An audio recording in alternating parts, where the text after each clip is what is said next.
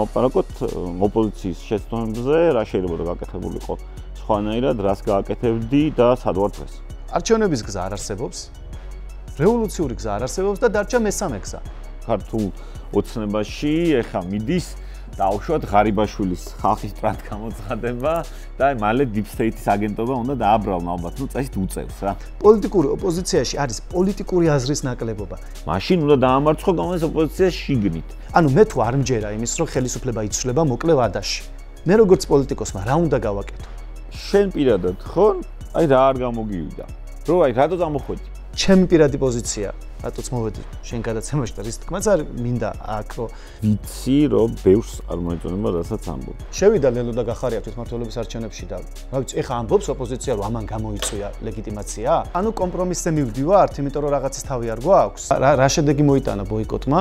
ივანიშვილმა დაიწყო აი უთავხედეს ძალიან თავხედური მანევრი. თავარია რომ ციხეში ათობით და უკვე რა ვიცი ასობით ადამიანი არ იტანჯებოდეს იმის გამო რომ სამშობლო უყვარს და მეორე პოლიტიკის კეთებას როგორ ვაგრძელებთ აქციებიც რა თქმა უნდა რაღაც ეტაპზე აწუხებს ივანიშვილს და ურჩევნია რომ აქციები არ იყოს ჩვენ უნდა ვცადოთ და დავაბრუნოთ არჩევნები და დავაბრუნოთ სახლებში პატიმრები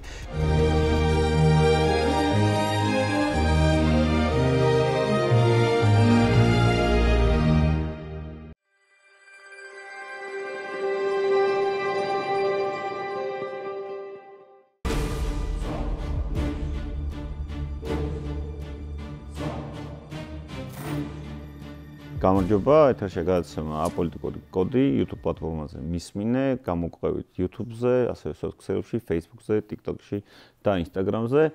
დღეს ჩვენი სტუმარი იქნება ნიკა ობოლაძე, ანალიტიკოსი, საკმაოდ კრიტიკული აზრებით გამორჩეული ადამიანი. გამარჯობა ნიკა, კეთილი იყო შენი მობრძანება გადაცემაში. გამარჯობა, მადლობა მოწვევისთვის, მოგესალმებით. პირველ რიგში მინდა დავუზუსტო სმენელისთვის, რა. რომ ჩვენ არც მე და არც იმედია შენ არ გაქვს პრეტენზია იმაზე რომ ხარ ჭეშმარიტების რაღაც უმაღლესი ინსტანცია და ჩვენ უნდა ვისაუბროთ ყველა თემაზე რაც უნდა მძიმე თემები არ იყოს და ნიკა ობოლაძე გამოირჩევა კრიტიკული მოსაზრებით პირველ რიგში ოპოზიციის მიმართ, ხო? ანუ ყველანი, მოდი ასე ვთქვათ, სოციალებმა განაპირობა ის რომ ყველა ადამიანი ფეხბურთი იქნება მისი ინტერესი, პოლიტიკაში ლურჯები თუ წიწლები რაღაც თავის ბაბლში ხდება საბოლოო ჯამში. ხო, რაღაც თავის სფეროში ინტერესების და ერთგვარად სოციალებში ამ ინტერესების მსხვერპლი ხდები, ხო? მაგალითად, შენ თუ დინოზავრებზე რაღაცები გაინტერესებს, Facebook-ი და TikTok-ი თუ ნებისმიერი სხვა სოციალი, ნელ-ნელა ამოგიგდებს ყველაფერს დინოზავრების შესახებ. შენ ესე რომ თქვათ, აი ოპოზიციურად განწყობილ ადამიანებში ხარ კრიტიკული სწორედ ოპოზიციის მიმართ. რა, ჩემს ახლა პირადად ეგ საინტერესოა რა, იმიტომ არ შეიძლება რომ ყველას ყველაფერი მოგწონდეს და პირიქით კრიტიკული ადამიანი გაცილებით მეტი სარგებელია ჩემი აზრით, ვიდრე არაკრიტიკული და ყველაფერზე ტაშის დამკვრელი და ასე შემდეგ. მოდი რა კითხვით დავიწყებ რა, ანუ შენი აზრით 24 წლიდან მოყოლებული ოღონდ მარტო 25 წელი არა რა, ვილაპარაკოთ ოპოზიციის შეცდომებზე, რა შეიძლება გაკეთებულიყო სხვანაირად, რას გააკეთებდი და სად ვარ დღეს. ოღონდ ეგ სამი კითხვა პრაქტიკულად, მოდი ეგ სამი კითხვა შეიძლება მთელი გადაცემა გაგრძელდეს რა, ამაზე პასუხი და შეზღუდულები არა ვართ. მადლობა კიდე ერთხელ. მოდი დავიწყოთ იმით, რომ როდესაც 13 წელია ხელისუფლებაში ხარ. არ ვიცი ძალიან ანგელოსთან მიახლოებული უნდა იყო რომ შენ მიმართ მართლები არ იყვნენ. მით უმეტეს ქართული ოცნება საერთოდ არ არის მიახლოებული ანგელოსთან. ანუ საბოლოო ჯამში იმის თქმა მინდა რომ ჩვენ თუ ეხლა ვილაპარაკებთ ოპოზიციაზე, ეგ არ ნიშნავს იმას რომ ქართული ოცნება არ უნდა იყოს ხელისუფლებაში, არ არის დამნაშავე, არ არის ბევრ რაღაცაში არასწორი, ან თუნდაც პოლიტიკური შეცდომები არ დაუშვია და ანუ სწორი საით არის და არასწორი და კეთილი და ბოროტი, ანუ ამაზე ვთანხმდებით. მაგრამ ხანდახან, ანუ რაზეც შენ გაამახვილე ყურადღება, ხანდახან მე თუ რაღაცებზე ლაპარაკობ, მაგალითად რომ ჩვენ ვიქცევი და არასწორად. ვსაუბრობ იმ გადმოსახედიდან, რომ გასაგებია რომ ქართული ოცნება არის ძალა რომელიც არ გვინდა რომ მართავდეს, მაგრამ ჩვენ როგორ ვიქცევით რომ ეს არ იყოს. ეგ არის რა. და თუ მეკითხები იმას, რომ ჩვენ როგორ ვიქცევით, რა ვიცი, 2024 წლამდე რომ თქვათ, რა ვიცი, წელიწადნახევრის წინ რომ ავიღოთ საწყის წერტილი, თუ მეკითხები იმას 2024 წლის საპარლამენტო არჩევნების წინ, ოპოზიციას ქონდა თუ არა სწორი კამპანია, ქონდა თუ არა გასაგები კამპანია, ქონდა თუ არა გასაგები საპარლამენტო სიები, ქონდა თუ არა გასაგები სათქმელი, პასუხობდა თუ არა რეალურ კითხვებს და გამოწვევებს, რა ვიცი, მე ვთვლი რომ უმაღლეს შეფასებას ნამდვილად არ იმსახურებს ეს და გაცილებით უკეთესად შეიძლებოდა ეს ყველაფერი. რა ვიცი, რო აღარ ვილაპარაკო ტექნიკურ საკითხებზე ერთ სიაზე, ნახევარ სიაზე, რა ვიცი, 7 სიაზე, გაერთიანებაზე, არ გაერთიანებაზე, სხვადასხვა ფორმატებზე, სულ ამაზე ტექნიკურ რაღაცებზე მიდიოდა ლაპარაკი და მე იშვიათად მახსენდება პოლიტიკური პარტია და პოლიტიკოსი, რომლის სიტყვებიც ეგრეთ წოდებული სპიჩი, სათქმელი არის პოლიტიკურად გამსჭვალული. ანუ არის რაღაცა საკითხების განხილვა, ოცნებამ რა თქვა, იმან ერთი პარტია ამბობს მეორეზე რომ ლელომ რა თქვა, ნაცებმა რა თქვეს, იმან რა თქვა, ამან რა თქვა, მაგრამ მე ესე ვხედავდი რომ მიმართება ხალხისადმი, სიტყვის მიმართება ხალხისადმი და პოლიტიკური ანუ ნაკლები პოლიტიკოსები ჩემი აზრით ასრულებდნენ ძალიან ცუდად პოლიტიკოსის როლს და ეს არ არის ჩემი აზრით პოლიტიკა. რასაც აკეთებ, როდესაც 24/7-ზე ზიხარ ტელეეთერში და რაღაცაზე კომენტარს აკეთებ. აი ოცნებამ ეს გააკეთა და შენ იმაზე აკეთებ კომენტარს. მე არ ვთვლი რომ ეგ არის პოლიტიკა. ეგ ერთი. ამიტომ მე გულწრფელი ვიქნები და გეტყვი რომ მე არ ვუყურებ იმას რომ 2024 წლის არჩევნები რაღაცა ოპოზიციამ დამაჯერებლად ან თავისუფლად ან საერთოდ მოიგო. ეგრე არ ვუყურებ. 2024 წლის არჩევნებზე რა ხსმენია? რამდენით გაყალბდაო? მე მსმენია ყველაზე ხშირად რომ გაყალბდა 300,000 ხმით. აი ყველაზე ხშირად ეს მსმენია. და მე დამებადა შეკითხვა რომ რატო 300,000 და არა 600 ან 150. 300,000 არის ზუსტად ის რიცხვი, რაც საჭიროა იმისთვის რომ გამოვაკლო, ანუ 800,000 აიღო ოპოზიციამ, 1,100,000 აიღო ხელისუფლებამ და 300,000 როცა იტყვი, გამოდის რომ აი დაახლოებით თანაბარი არის მდგომარეობა. მაგრამ რატო 300 და არა 600? რატო 900 არა? აი 2003 წელს 300,000 არ გაყალბებულა, გაცილებით მეტად გაყალბდა. ანუ ქართულ ოცნებას ჰქონდა თავისი პარადიგმა აწყობილი. წინა საარჩევნოდაც და შემდეგ დაიწყო ამ პარადიგმის გაძლიერება. ეს პარადიგმა ეფუძნებოდა პროპაგანდას ომზე და მშვიდობაზე, ეფუძნებოდა ეს პარადიგმა ეკონომიკას, ეფუძნებოდა რაღაცნაირად ტრადიციებს, ეკლესიას და ასე შემდეგ და ამბობდა რომ რაღაცა რევანშს და ნაცებს არ დაუშვი. ანუ იმათი მხრიდან იყო გამართული პროპაგანდისტული ხაზი და გასაგებია ჩემთვის რატო იქონია ამან გავლენა შუაში სტურთუ ქართული ოცნების ხარდამჭერებზე. ანუ მე მესმოდა თუნდაც ამორალურად, მაგრამ რას ელაპარაკებოდა ქართული ოცნება თავის ამომრჩევლს. ანუ მესმოდა რას ელაპარაკებოდა და რას ელაპარაკებოდა ოპოზიცია საკუთარ ამომრჩევლს მაგალითად. ან თუნდაც ვერ აუცდებით ომის და მშვიდობის საკითხს რა. მხოლოდ ჩვენ ვიძახით, ჩვენ ვამბობთ 7 ბრუნვაში ამათ ვეძახით რუსეთს. რუსები, რუსებმა რუსეთს და ასე შემდეგ. მეც ფაქტობრივად არაფერს არ ვამბობთ რა. და ამ საკითხს თუ ესე ჩაუღრმავდებით რომ აი ერთი წამით რო ვთქვათ რომ რას ვედავებით ქართულ ოცნებას და ვეძახით მხოლოდ რუსეთზე რომ ვლაპარაკობთ. მოდი ესე ვთქვათ, არის თუ არა, ანუ უკრაინაში ჩვენ ეს პროპაგანდა, ჩვენ ეს გზავნილი გქონდა თუ არა, რომ უკრაინაში წყდება საქართველოს ბედი, უკრაინაში არის საქართველოს ომიც, რუსეთი არის მტერი და ოკუპანტი, რა თქმა უნდა ვეთანხმები დიდწილად წინა და ოკუპანტი 800% ამ ყველაფერსში, ანუ ვეთანხმები ამ ყველაფერს, მაგრამ ჩვენ ამას ხო ვლაპარაკობდით. ამის მერე შეიძლება დაისვას შეკითხვა ესე. თუ უკრაინაში წყდება საქართველოს ბედი, თუ უკრაინაში არის საქართველოს ომი, თუ და ესეა რა თქმა უნდა, რუსეთი არის საქართველოს მტერი და ასე შემდეგ. და ჩვენ მხოლოდ ამაზე ვლაპარაკობთ, ანუ მხოლოდ ვლაპარაკობთ ამ მორალური კატეგორიიდან და არა პოლიტიკური კატეგორიებით. აი ვიცი, ვინმემ რო იკითხოს, რომ არის თუ არა ამორალური, რომ რუსეთს ომს არ უცხადებ. აი თუ იქ შენი ბედი წყდება, შენი ომი არის, ასე შემდეგ, რატო არ უცხადებ ომს? თავი არ გვაქვს, ჩვენ ვიტყვით, ხო? რა თქმა უნდა, სწორია, არანაირი ომი არ უნდა გამოუცხადო, მაგრამ თავი არ გვაქვს. თავი თუ არა გვაქვს, ამორალურია, რომ ეგეთ რაღაც გააკეთო. ანუ კომპრომისზე მივდივართ, იმიტომ რომ რაღაცის თავი არ გვაქვს. მაშინ სანქციებს დაუწესებ? მაგაზეც თავიდან ოპოზიცია ერთს ამბობდა, მე მეორეს ამბობდა, თავი არ გვაქვს. ანუ ესე იგი მანდაც მორალურ კომპრომისზე ხარ და მანდ იყო ამბავი რომ რასაც ეუბნებოდა ივანიშვილი თავის მომხრეებს. იყო ის რომ და თელ საზოგადოებას რომ უკრაინაში რუსეთის დამარცხება თუ გინდათ 4 წელია შეუძლია დასავლეთს უკრაინაში ომია და დაამარცხოს. მაგრამ ესე არ ხდება, ანუ არ გასულა ჯერ ბოლოში უკრაინის გამარჯვება. და სანამ ესე არ ხდება, მე ნუ მომთხოვთ მცირე მისხალსაც კი, აი მცირესაც კი, რომ რუსეთის წინააღმდეგ ნაბიჯი გადავდგა. ეს არის მისი ლოგიკა. გინდათ მისი დამარცხება? დაამარცხეთ რა უკრაინაში და მე რატომ თხოვთ რომ რამე გავაკეთო? ეს არის მისი ლოგიკა. ჩვენი მხრიდან ნაცვლად იმისა რომ ყოფილიყო შინაარსიანი ახსნა იმასთან დაკავშირებით, რომ ჩვენი საგარეო პოლიტიკა რატო უქმნის საფრთხეს ისევ ჩვენ სუვერენიტეტს? მხოლოდ მორალზე აპელირება, მხოლოდ რაღაცა აი ღირსებაზე აპელირება, მხოლოდ ამაზე. მაშინ იმათ აძლევდა საკვებს რომ ეთქვათ რომ აი ხო ხედავთ, აი ესენი ჭყალებში გიჟები არიან და ესეთები არიან, თავნებები არიან. ანუ ეგ არის ერთი საკითხი. მეორე საკითხი არის ეკონომიკა, სადაც არის ისეთი, ანუ ტექნოლოგიური განვითარების გამო და არა იმის გამო, რომ ხელისუფლებაში ეფექტური მთავრობა იყო. პირველ რიგში, რომ დავიწყოთ, იმის გამო, რომ ვარდების რევოლუციის დროს მოხდა მთავრობა და ჩამოყალიბდა რაღაც სახელმწიფო ინსტიტუტები და გადასახადების აკრება იქნება თუ ინფრასტრუქტურის გაკეთება თუ ასე შემდეგ, ეს ინსტიტუტები არსებობს. ერთი ის, რომ ქვეყანაში სახელმწიფო ინსტიტუტები არსებობს. მეორე, სოფლიო ტექნოლოგიური გარღვევები და იცი რომ ჩვენ გინდა ეს ჩინური ტექნოლოგიები იყოს, როგორც თუნდაც ციფრული, რომელიც ძალიან იაფია, გინდა ეს იყოს ჩინური მშენებლობის რაღაცა მექანიზმები, ჩვენ ამ ყველაფერს ვიყენებთ და საბოლოო ჯამში შეიძლება ითქვას, რომ დღეს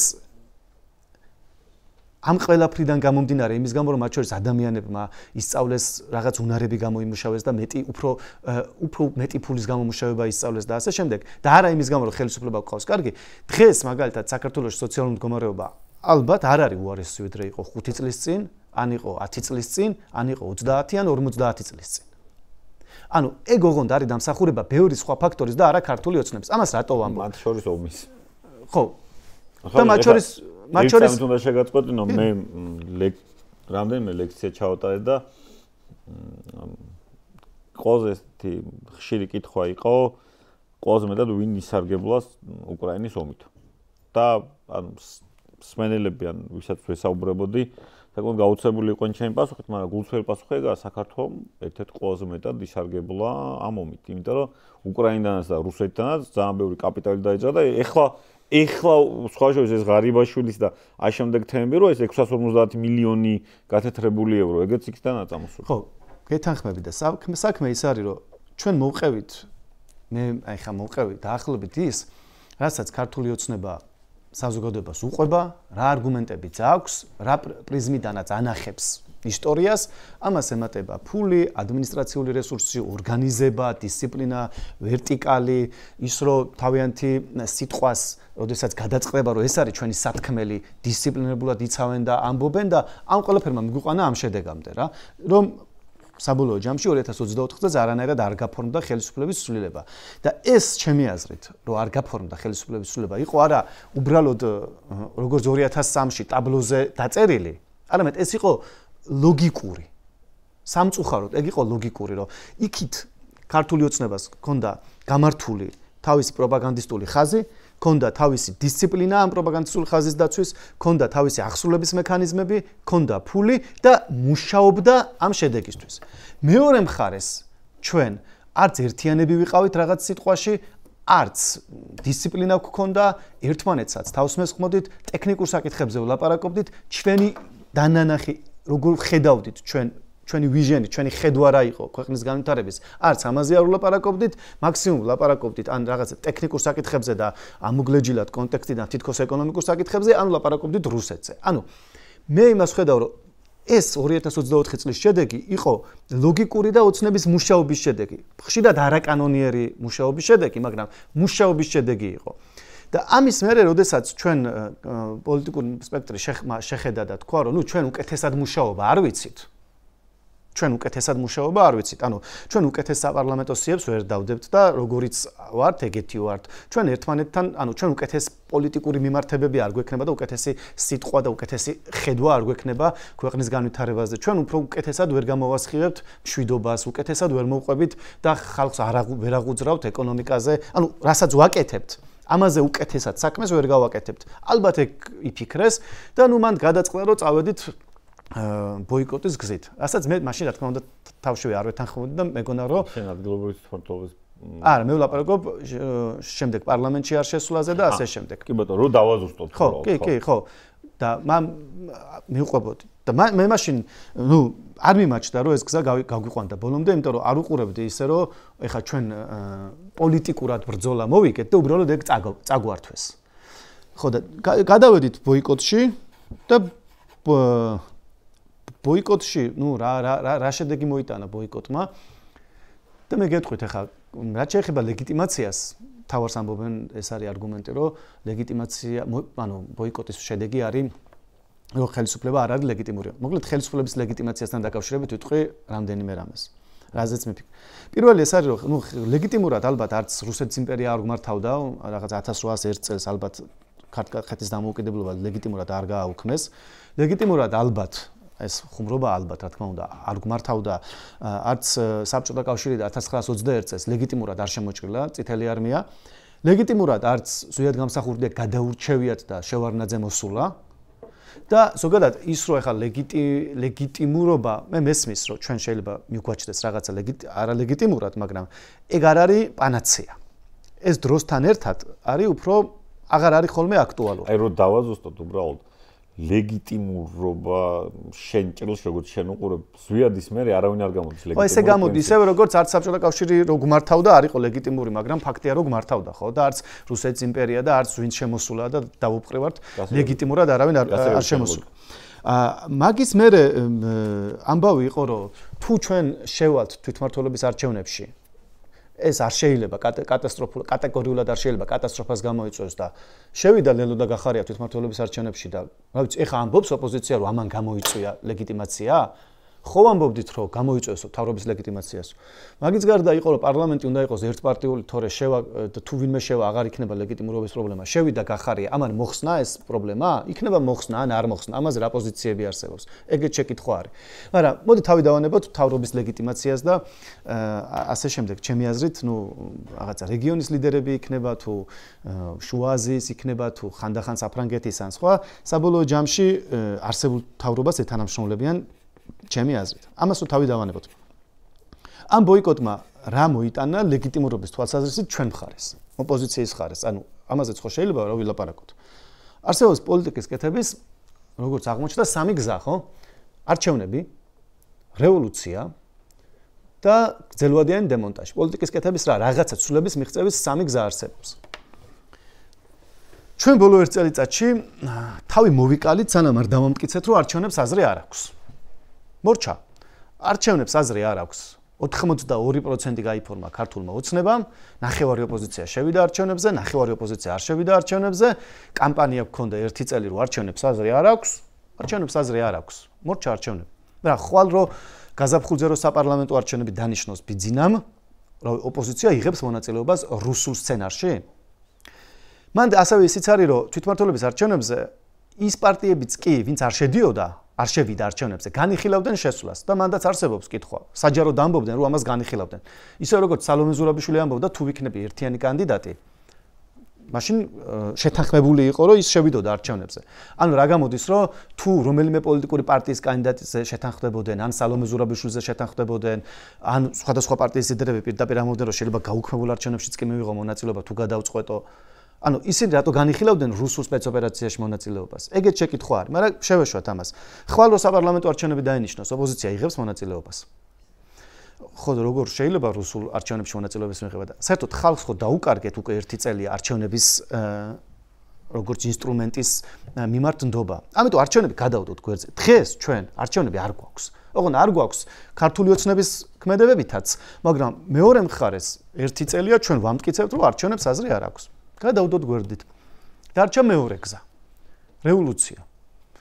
რა ვიცი, 3-4 თვე რაც დაუკვეთეს ის თქვეს, ანუ რაც დაუკვეთა ეგრეთ წოდებულმა რევოლუციურმა საზოგადოებამ, რომ აი რევოლუცია ის თქვა იმ ადამიანებმა, ვინც ახლა არიან ციხეში.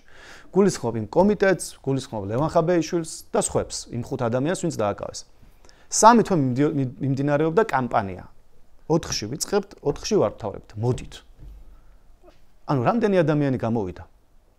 და რომ გამოვიდა ამდენი ადამიანი, რამდენიც არის, არ შევარ სპეკულაციებში, რამდენი ადამიანი დაეჯაჯგურა ღობეს. რავი, რამდენიმე ათეული.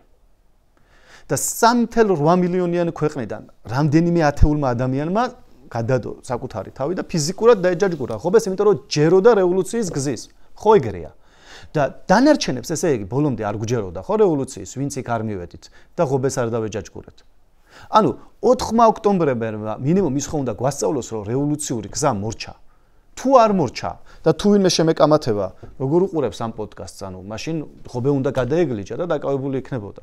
ანუ მე იმის თქვა მინდა, რომ ჩვენ მე ვარ გურწფელი და ვამბობ, რომ მე რო დავიწყო ახლა აქ რომ რევოლუცია იქნება, რა მე მინიმუმ ღობე უნდა გადამეგლიჯა. და თუ ვამბობდი, რომ ესე 4-ში მოდით, 4-ში ვიწყებთ, 4-ში ვამთავრებთ, ღობესაც გადავაგდებდი და ანუ უნდა დავეკავები აქ კიდევაც. ამიტომ რევოლუციური გზაც, ჩემი აზრით, 4-ში გაფორმდა, რომ აღარ არსებობს. ანუ ბოლო 1 წელიწადზე რო შევაჯამოთ, არჩევნების გზა არ არსებობს, რევოლუციური გზა არ არსებობს და დარჩა მესამე გზა. ეს არის გრძელვადიანი დემონტაჟი, ართანამშრომლობის გზა. ხო ესე არის, ესე ქვია მესამე გზას. ამ ართანამშრომლობის გზასთან დაკავშირებით ანუ რაში გამოიხატება ართანამშრომლობა? რაში უნდა გამოიხატებოდეს ართანამშრომლობა? პირველი უნდა გამოიხატებოდეს, რომ ხალხი არ იხდის გადასახადებს. პირველი 9 თვე საგადასახადო შემოსავლები შესრულდა 100%-ზე მეტით, ჯამში ბიუჯეტის შემოსულობები შესრულდა 102%-ით.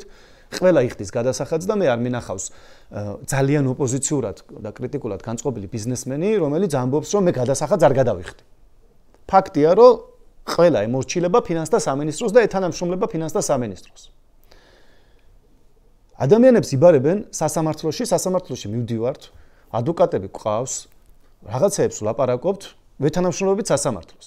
ადამიანებს იბარებენ ციხეში, წევთ ხელებს, ჩვენი ფეხით მივდივართ ციხეში, ეთანამშრომლობით პენტენციურ სისტემას. ადამიანებს აჯარიმებენ, ვიხდით ჯარიმებს და ვკრებთ. პარლამენტი იღებს კანონს, რომლის მიხედვითაც ჯარიმა 500 ლარიდან იზრდება 5000 ლარამდე, ანუ არალეგიტიმური პარლამენტი და ვიხდით ამ ჯარიმას. ანუ რა არის ის პატრული გეტყვის გადააყენებ. მუნიციპალური ინსპექცია გეტყვის 100 არ ააშენო, არ აშენებ. ანუ რა არის ის, რაშიც გამოიხატება ართანამშრომლობა. მოდი ასე გეტყვით, ცვლილებას სჭირდება მილიონი ადამიანი. არჩევნებში წავიდა მაქსიმუმ 2025 წლის თვითმმართველობის არჩევნებში. წავიდა მაქსიმუმ 250,000 ადამიანი, ვინც ხმამიცა ცვლილებას, იმიტომ რომ არჩევნები საქართველოში გადავწყვიტეთ, რომ არ არსებობს, ეგრე არის. აქციაზე 4-ში რეალისტური შეფასებით ალბათ გავიდა 25,000 ადამიანი და ართანამშრომლობის გზაზე კვირაში რო ერთხელ მაინც გადაკეტავს და აქციაზე გავა და რაღაცაში არის თანამშრომლობა და ჯარიმას არ გადაიხდის და ასე შემდეგ, ან თუნდაც ნახეთ 26 ოქტომბერს აქცია, რავი, ამ გზას, ამ წუთას მიუყვება 2500 ადამიანი. ანუ მილიონი ადამიანი რომელ პოლიტიკურ პროცესშია ჩართული. არჩევნების გზას არ არსებობს, ვამტკიცებთ, რევოლუციის გზა არ არსებობს, ვამტკიცებთ და მესამე გზას რაც შეეხება, რა ვიცი, ქართულ ოცნებას არ ეხება, ხო, გავწიოთ გვერდზე. დავიწყოთ ანუ ეგრეთ წოდებული გრძელვადიანი დემონტაჟი და ქუჩის აქციები. ამ გზის მონაწილე იაგო ხვიჩია და გირჩი არ არის, კონსერვატორები და ეს ალტინფო არ არის. აღმოჩნდა, რომ არ არის გახარია ამ გზის მონაწილე, არ არის ამ გზის მონაწილე ლელო და იქ რაღაცა გეგელია იქიდან ნახეთ, რომ ფიზიკურად გააძევეს. ამ გზის მონაწილე აღმოჩნდა, რომ არ არის ფაქტობრივად ნაციონალურ მოძრაობაც, იმიტომ რომ რა ვიცი, სააკაშვილის თავისუფლების ბანერით მივიდა ადამიანი და უთხრეს, რომ აქ ნუხარო. ანუ პოლიტიკური სპექტრი, ვინც 2024 წელს არჩევნებში მიიღო 90%-ამდე ჯამში, კი ბატონო, გაყალბებულ არჩევნებში, არ არის ამ გზის მონაწილე. ანუ პროტესტი, ქუჩის პროტესტი ფართოვდება? ანუ დღეს ახლა 1 წლის თავზე უფრო ფართო გვაქვს პროტესტი, ართანამშრომლობა მეტად არის, ჯარიმებს არ ვიხდით, პოლიციას ანუ რამე ეტყობა, რომ ივანიშვილი ამ ქვეყანას ვერ მართავს? ივანიშვილმა რო შეხედა, რომ ჩვენ მას პოლიტიკაში ხელს არ ვუშლიდით, 1 წლის წინ. იმის მერე დაიწყო თავისი პარტიისთვის მოგება. მან თუ მოუგო არჩევნები 2024 წელს ოპოზიციას, მერე აღმოჩნდა, რომ მან მოუგო არჩევნები ასევე ქართულ ოცნებასაც, კონკრეტულად ივანიშვილმა და გეტყვი რას გულისხმობ. ის დადგა და პრობლემა რა შეიძლება არსებობდეს, სამი მთავარი თემა არის, ხო, რაზეც შეიძლება აწუხებდეს. ეს არის მშვიდობა, ეს არის ეკონომიკა და ეს იყო კორუფცია. მშვიდობის თემაზე მისი პროპაგანდით, რა ვიცი, ჩემი აზრით ჩვენ ვერ გაუწიეთ წინააღმდეგობა, ეკონომიკაზე ვილაპარაკეთ. ვერ თუ არ კიდე ხო, ფაქტია რომ არ გაუწიეთ თუ ვერ გაუწიეთ. ეკონომიკაზე ჩემი აზრითაც ვერ გაუწიეთ, საკმარისი ხედვა ვერ დავანახეთ ადამიანებს, როგორ შეიძლება მათი ცხოვრონ ბევრად უკეთესად, ვიდრე ეხლა არიან და მან საპირისპიროდ დადო, რა ვიცი, მაკროეკონომიკურ ციფრებს თუ შევხედავთ, ისევ რუსული ფულის გამო, კი ბატონო, და მათ შორის ტექნოლოგიური განვითარების გამო, რაღაც შედეგი და მანდაც არ არის უნდა ითქვას, რომ აი გასაგები იყო, რომ რაღაც შავი ფული ტრიალებდა. ოღონდ ამ ხელა ფულზე, ანუ სადღაც მაქვს წაკითხული, რომ დღეში 30 მილიონი დოლარი ნაწილდება შავ ფულად ქვეყანაში. და ეს მეგონა აი როგორ გადაჭარბებული რიცხვი, იცი? აი მეგონა ძალიან არარეალური მეგონა. ეხა მე რომ ვუყურებ და ვუსვენ, თავად ვერაც აცხადებენ, ეს ხო არა ის რაც ჩვენ ვამბობთ რა? აუ, საერთოდ მგონია გაჭარბებული. ანუ შეიძლება წლის განმავლობაში რაღაც მილიარდობით შავი ფული ტრიალებდეს, ახლა 10 მილიარდი და ამის შესახებ არ იცოდი. ნუ მე უბრალოდ მან მიჩნდება კითხვა, რომ რაღაც ინდიკატორში ხომ უნდა გამოჩენილი იყოს, ანუ რაღაცას ხო შეიძლება მიადევნო, ან ლამბორჯინების გაყიდვას, ან რავი, ბუგატის ან რაღაციდან, იმიტომ რომ არც ოპოზიციურად განწყობილ ეკონომისტებს, არც არავის ამის შესახებ არავითარი ინფორმაცია არ ქონდათ და ამ გამომდინარე აქედან ეს შენ გაძლევდა ძალიან დამახინჯებულ სურათს. ანუ შენ აპელირებდი ამ ფაქტების გამოჟღავნებამდე მხოლოდ და მხოლოდ ოფიციალური სტატისტიკით ან ჭორებით, ჭორს ხო ვერ ენდობი რა. კი და ეს იყო მეორე ეკონომიკა, რაზეც რა ვიცი, ივანიშვილმა სათქმელი თქვა მშვიდობაზე, სათქმელი მისი ააწყო ეკონომიკაზე და რაზეც მას ნამდვილად არ ქონდა სათქმელი, ეს იყო კორუფცია. არაფერი ხმა არ ქონდა ამოსაღები ივანიშვილს კორუფციის თემაზე, იმიტომ რომ მისი მთავრობა, მისი ყველაზე კორუფციული მთავრობა, მისი ორგანიზებით იყო ყველაზე უფრო კორუფციული და ამაზრზენი ამხრივ. ღია კორუფცია იყო და რა მოხდა? კი, რა მოხდა? ამ არჩევნების მერე, როდესაც ბოიკოტი მიიღო 2000 თვითმმართველობის არჩევნები, ან გულისხმობ ჯერ საპარლამენტო არჩევნებს და პარლამენტის ბოიკოტს და მერე თვითმმართველობის არჩევნებს და ბოიკოტს. ივანიშვილმა დაიწყო აი უთავხედეს ძალიან თავხედური მანევრი. და მისი მანევრი არის ესეთი, რომ იცი რა, კორუფცია ხო მისი მთავარი პრობლემა იყო. მთავარი პრობლემა არის კორუფცია და ის რომ ხალხის პულს მართლა ჭამდნენ ესე. და ამ მანევრით მან დაიწყო ამბის მოყოლა, რომ ნუ აქამდე deep state-ი მიშლიდა ხელს, აქ ნაცები იყვნენ და მობრუნება. არა, სარწმუნო არ არის, მაგრამ ხო და გეტყვი ახლა და დაიწყო ამბის მოყოლა და ეხლა არა მხოლოდ ღარიბაშვილზე, არა მხოლოდ ლილუაშვილზე, ფარცხალაძეზე ან თუნდაც კალაძის ირგვლივ კეთდება ესა რა ქვემას ბრიფინგები და აკავებენ და ასე შემდეგ, სხვა პატარა საქმეებზეც დადგა და რაღაცა პროკურორებს და სუსის უფროსებს ალაპარაკებს, რომ აი კორუფციას ებრძვის. რა თქმა უნდა, ამ ყველაფრის თავში 13 წელი იყო, ახლაც არის და მომავალშიც იქნება ივანიშვილი. მაგრამ ამ პრობლემასაც კი მისი გადმოსახედიდან მას გაუჩნდა შესაძლებლობა, რომ რაღაცნაირად მიტრიალებოდა საჯარო აღქმაში და არა რეალურად, ხო? ამეთ რის თქმა მინდა. საბოლოო ჯამში ჩვენ კითხვა ხო უნდა დავსვათ, რომ უფრო ძლიერები ვართ, ვიდრე ვიყავით 1 წლის წინ თუ ახლა. ხო და მე არ ვთვლი, რომ ეხლა ვართ უფრო ძლიერები. მე არ ვთვლი, რომ სწორად ვიარეთ. მე არ ვთვლი, რომ ის რაც, ანუ ამ ყველაფერმა მიგვიყვანა რაღაცა, აი, რომ ეხლა რეჟიმი ყანყალებს და მართვა არ შეუძლია. მართვა არ შეუძლია კი არა, ისე მართავს, რასაც უნდა იმას აკეთებს, მათ შორის გუნდის შიგნით. და კარგია, ცუდია კატეგორიების იქით, ხო უნდა დავფიქრდეთ, რომ იქნებდა სხვანაირად უნდა გაუწიოთ წინააღმდეგობა. და მათ შორის შენ რაზეც აკეთებდი, ეხლა დასაწყისში აქცენტს ამბობდი, რომ აი რაღაც ჩემზე რო თითქოს ახ Facebook-ზე ან სხვა პირად საუბრებში საუბრობთ რაღაცა იდეებზე და ტელევიზიაში კი ხო მე ვამბობ ეგეთ რამეს რა მართლა გულწრფელად ვჯერა ესეთი რამეს რომ არსებობს ორი ბოლომდე ხო შეიძლება მათ დაიწყეს ანუ ქართულ მოოცნებამ დაიწყო ეს ბოლომდე მივალ აკრძალავთ გაგაუქმებთ დაგამარცხებთ და ასე შემდეგ არსებობს მეორე ბოლომდე ეგ არის რასაც ამბობს საპროტესტო საზოგადოება ხო მე მგონია რომ არ ვართ გულწრფელად ვარ ეხლა გულწრფელი ვარ და არ ვართ ჩვენ იმ კატეგორია იმ კონდიციაში რომ ჩვენი ბოლომდე გავიდეს ბოლომდე და დროსთან ერთად ივანიშვილის ბოლომდე უფრო რეალისტური ხდება რომ გავიდეს ბოლოში და თუ რამეს ვამბობდი ხოლმე მე მოყოლებული რა ვიცი წინა წლის ამ წლის მარტიდან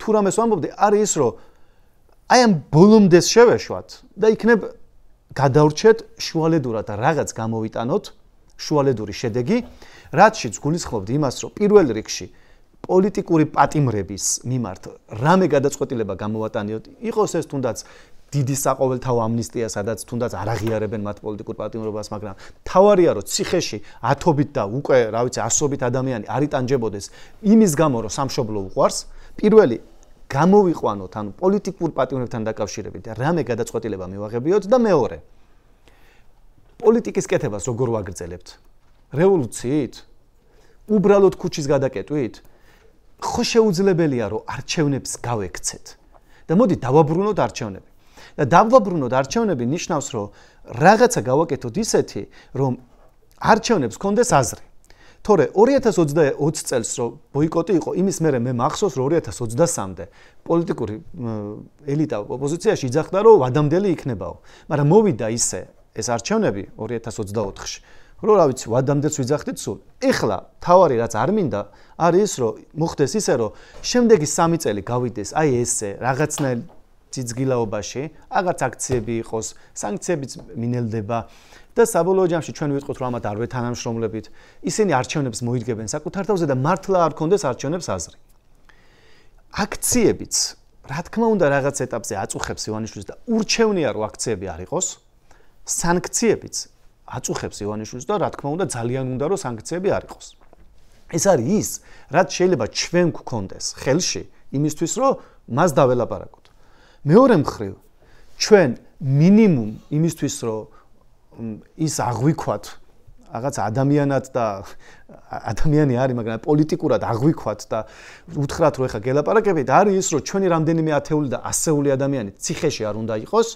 და შემდეგ არჩევნები როდესაც ჩატარდება იმ არჩევნების მიმართ უნდა გქონდეს დობა ამას ვუყურებ მე იმ მინიმალურს რამაც შეიძლება ჩვენ გადაგვარჩინოს და მოგცეს ლეგიტიმური უფლება გავაგრძელოთ პოდკასტის ჩაწერა, ტელევიზიაში სიარული, პოლიტიკაზე საუბარი და ასე შემდეგ. თუ ამას არ გავაკეთებთ, აი შევაჯამოთ, თუ ამას არ ვაკეთებთ, ხო, თუ ამას არ ვაკეთებთ და თუ ჩვენ ვაგრძელებთ იმის თქმას შემდეგი წლები, რომ ამ ქვეყანაში არჩევნებს აზრი არ აქვს. რა ვიცი, გაზაფხულზე რო დაინიშნოს არჩევნები, ვიღებთ მონაწილეობას? თუ ვიღებთ, რატო ვიღებთ? თუ არ ვიღებთ, რატო ვიღებთ? ამიტომ არჩევნები არის გარდაუვალი და ოღონდ დღეს არჩევნებს აზრი არ აქვს. მართლა აღარ აქვს უკვე აზრი და ჩვენ უნდა ვცადოთ და დავაბრუნოთ არჩევნები და დავაბრუნოთ სახლებში პატიმრები. და ნაცვლად ამისა უარი შეიძლება ითქვას აქციებზე და სანქციებზე. ეს არის ჩემი აზრით ამ შემთხვევაში ოპტიმალური გამოსავალი. მადლობა პასუხისთვის. რაღაცები რაც მოვინიშნე რა. კარგი, პირველ რიგში ერთი რაც მე თავადაც მინდა ვთქვა 24 წლის განმავლობაში თუ 25 წლის განმავლობაში თავად ოპოზიციის ქმედებაზე ან ისიც კი შე რო ამბობ ჩვენ ოპოზიცია არ არსებობს. ჩვენ ქართული ოცნებაც კი სიმართლე ითქვას არსებობს, იმიტომ რომ ქართული ოცნება ეხლა შიდა ჭამის პროცესშია, ეგ შენ სწორად აღნიშნე, ანუ ქართულ ოცნებაში ეხლა მიდის დაუშვათ ღარიბაშვილის ხალხის ტრად გამოცხადება და აი მალე deep state-ის აგენტობა უნდა დააბრალონ ალბათ, ну წესით უწევს რა მაგასაც deep state-ის აგენტობა. მაგრამ მოდი ჩვენზე ვილაპარაკოთ ოპოზიციურ განწყობილ ამორჩეულზე და ოპოზიციურ პარტიებზე, რა ვიცი, ჩვენ არ არსებობს რეალურად რა. ყველაზე პრობლემა მე რაც მქონდა ოპოზიციასთან იყო ერთიანობის ნაკლებობა და თან ვიძახდი რომ არ არის აუცილებელი რომ ნაც მოძრაობა და გახარია ერთ სულ ერთ ხორს და ამჟამად გაერთიანდნენ, მაგრამ როდესაც შენ რომელი ოპოზიციური პარტიაც არ უნდა იყო, მეუბნები რომ ქვეყნის უმთავრესი ბოროტება არის ბიძინა.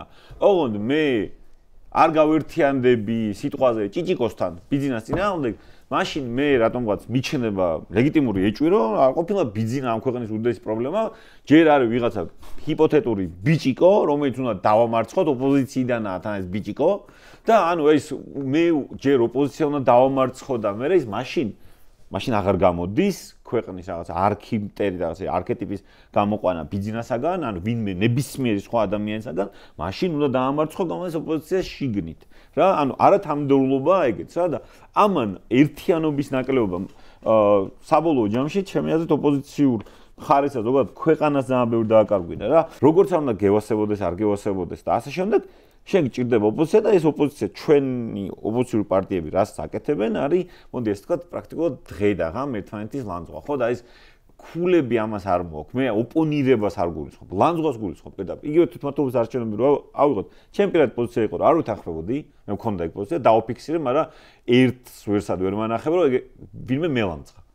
ხვდები ხო რას ვამბობ, იმიტომ რომ ჯანსაღი ოპონირება არ ნიშნავს ლანძღვას, არ ნიშნავს მოღალატეების ძახილს და შემდეგ რა. ისედაც 24-ს დაუბრუნდეთ, ანუ აი ვინ უშლიდა ჩვენს ოპოზიციურ პარტიებს თუნდაც კულუარულად რაღაც შეთანხმებამდე მისვლას და გამოჩნდა რომ არავითარი კულუარული თანამშრომლობის შეთანხმება არ იყო, იმიტომ რომ როგორც კი 2024 წლის არჩევნები მორჩა და ასე ვთქვათ TV-იმედმა გამოაცხადა არჩევნების შედეგები, აქეთ ამ ხარეს ვერ გეტყვი რომ დაბნეულობის გარდა რამე დავინახე. მაგრამ ეხლა დაუბრუნდით იმას, რაც შენ ამბობ რა, ანუ აი როგორ ვაგრძელებთ რა, შევეშვათ რაც იყო, ცნობილი იმის არ იყოს, რაც მოხდა.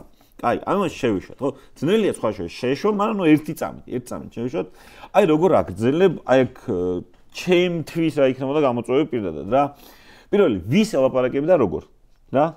ანუ აი შენ ხო ამობ რომ აი ბიძინა ივანიშვილი შენ გეუბნება რომ მე არა ვარ ხელისუფლება, აგერ არის არჩეული ხელისუფლება და ელაპარაკი კობახეთის. ანუ თუ ადრე ყოველთვის არსებობდა რაღაც ესე ვთქვათ გზები რა კულუარული მათ შორის აი ბიძინასთან მისასვლელი და სალაპარაკებელი, როგორც ჩანს ეხლა ბოლო 1 წელიწადია ეს გზები ჩაიკეტა და არათუ ჩაიკეტა ოცნების შიგნითაც კი კობახიძის დაჯგუფებამ რაც გააკეთა, ან კობახიძის ირგვლივ შექმნილმა გუნდმა ოცნების შიგნით, ოცნების წევრებსაც სავარაუდოდ უკვე ჩაკეტილი აქვს ეს ბიზნესთან მისასვლელი გზა, ხო?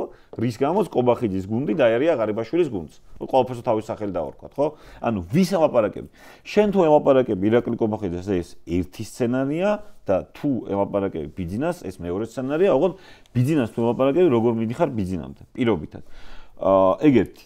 მეორე ოპოზიციური ელიტა ისევ და ისევ უნდა დაუბრუნდე ამ საკითხს, აი ოპოზიციური ელიტა ვის ელაპარაკები ოპოზიციური ელიტიდან წარმოიდგინე ესე დაქსაქსულები ვიყავით რუსული კანონის შემოღებამდე, თუ გახსოვს, ოპოზიცია იყო საკმაოდ დასუსტებული, აპათიური და ამავდროულად. ამ რუსულმა კანონმა უბრალოდ გამოვლინა უამრავი ჩემისთან ადამიანის გამოიყვანა ნეიტრალურ საღათას ძილიდან და გააჩინა, ესე ვთქვათ, ძალიან დიდი სივრცე ადამიანების, საიდანაც ოპოზიციამ აიღო ხმები, მხარდაჭერა და ასე შემდეგ. ხო ესე იყო? არა? მაგრამ დღეს იგივე სიტუაციას დაუბრუნდით. დღეს დაუბრუნდით დაახლოებით აი პოლიტიკურ ველზე რო ავიღოთ, დაახლოებით 2022 წელია დაახლოებით ისევ. რა, ანუ სრული აპათია, სრული, ესე ვთქვათ, დაქსაქსვა ოპოზიციური ძალების, ოპოზიციური პარტიების ლიდერების საკმაოდ მნიშვნელოვანი ნაწილი ციხეშია, ხო? მაგალითად პარტია გაერთიანება ახალი, ხო? 4 პარტიას მარტო არ გულისხმობ, კოალიციას გულისხმობ. 4 პარტიიდან შემდგარი ყველა ლიდერი, რომელიც იყო ბანერებზე გაკრული, არის ციხეში. ასევე სხვაებიც ხო. ხო, ანუ აი ხო, თანამოპო ელიტა ერთმანეთს, ასე ვთქვათ, დასცხო რა გაიყო მათი აზრები. თვითონ არჩევნებზე ყველაზე ცუდი რაც მოხდა, იყო ის, რომ ბოიკოტი იქნებოდა შესვლა სჯობდა ერთიანი ყოფილიყო რა ყველა ვარიანტში. იმიტომ რომ შენ მიიღე რაღაც შუალედური შედეგი და შუალედური შედეგი შენთვის იყო ყველაზე ცუდი შედეგი რა. ანუ ან უნდა ყოფილიყო ისე, ან ასე, ოღონდ სჯობდა ეს ყველაფერი ყოფილიყო ერთიანი. ყველაზე დიდი პრობლემა მან ჩემთვის იყო ის, რომ ეს ყველაფერი თუნდაც დისკუსიების შესვლა არ შესვლის გარშემო უნდა შემდგარიყო გასვლებით ადრე. მაგრამ ნუ ეგ კითხვა მაქვს რა, ანუ ოპო ელიტაში ვის გულისხმობ, ვინ უნდა დაელაპარაკოს პირობითად ქართულ ოცნებას. ანუ, აი ქართული ოცნება სიტყვას გეუბნება, ხო, კაი მე გელაპარაკებ, მე მოვდივარ რაღაცებზე, იმიტომ რომ სანქციები მეც მაწუხებს, პროტესტი მეც მაწუხებს და საბოლოო ჯამში ახლა ყველა ხვდება, რომ სიტუაცია ქვეყანაში არაა ჯანსაღი და რევოლუცია შეიძლება დღეს არ მოხდა, მაგრამ ხვალ ძალიან სწრაფად მოხდეს. ისე თვითონაც ვერ გათვლიან. მოდიან ამ მოლაპარაკებებს, ხო, ვის უნდა ელაპარაკონ? შენ სიტყვაზე? ანუ ხო, გასაგებია.